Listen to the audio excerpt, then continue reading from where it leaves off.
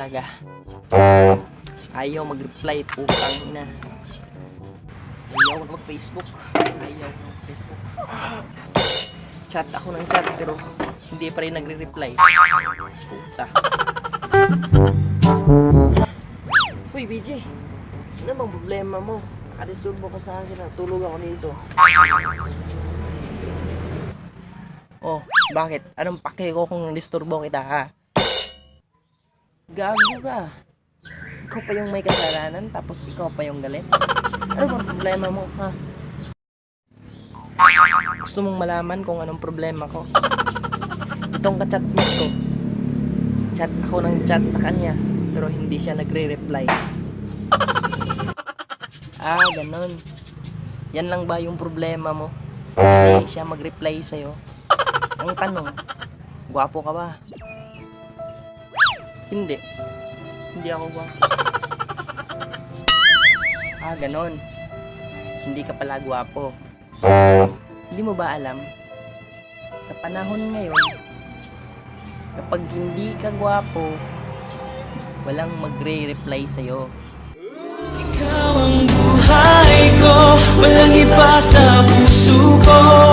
Pag-ibig na lagpas pa at mas higit sa kailanman.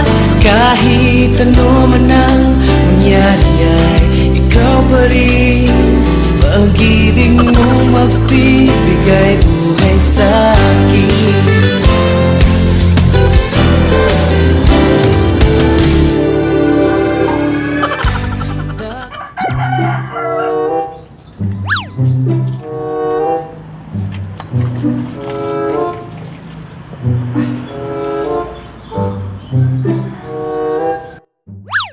Alam mo ba parang BJ? May problema ako ngayon. Ha? Ano yung problema mo ngayon, pre? Ang problema ko, pre? Naghiwalay na kami sa GF ko. What the fuck? Ah, ganon. Naghiwalay na kayo. Nakakalungkot naman. Kaya nga, pre, napag-isipan ko. Ayaw ko na magmahal. Oh yeah! Kasi, takot na ako masaktan.